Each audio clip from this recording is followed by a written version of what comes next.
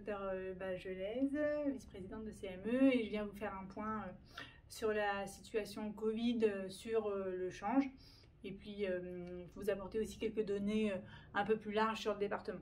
Sur le plan plus général, on a un taux d'incidence en ville qui se confirme à la baisse, une baisse assez marquée, puisqu'aujourd'hui on est avec un taux d'incidence en Haute-Savoie de 2098 pour 100 000 habitants, ce qui est un peu en dessous de l'incidence sur la France, et à peu près comparable à ce qui existe dans les départements voisins et Genève. En ce qui concerne les hospitalisations, la semaine dernière avait été très optimiste, avec une forte chute des admissions dans les unités Covid, et cette nouvelle procédure qui permettait aux patients peu asymptomatiques d'être transférés dans des unités non Covid.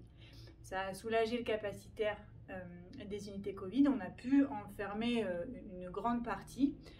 Aujourd'hui, on est sur une phase plateau où le nombre de malades qui arrivent avec le Covid reste trop important pour pouvoir aller plus loin, en tout cas aussitôt qu'on l'aurait voulu. Pour autant, la semaine prochaine, on essaiera de nouveau de rouvrir du non-Covid.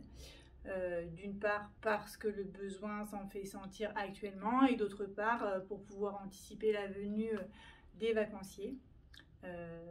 Et avec ça, les risques d'accidents et donc la nécessité d'ouvrir des lits de chirurgie. En ce qui concerne les lits de chirurgie et le bloc opératoire, ce sont des moyens qui ont été mutualisés pour augmenter le nombre de lits de réanimation.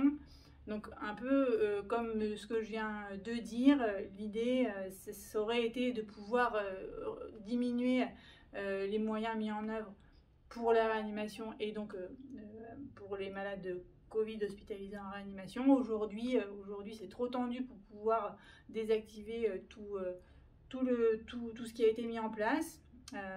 Ça va venir, là c'est encore trop tôt, et ça on envisage de pouvoir rétrograder plutôt dans les semaines qui viennent. C'est un peu chaque jour qu'on s'adapte, on garde une grande flexibilité, on garde beaucoup d'hypothèses et de solutions à proposer en fonction du flux.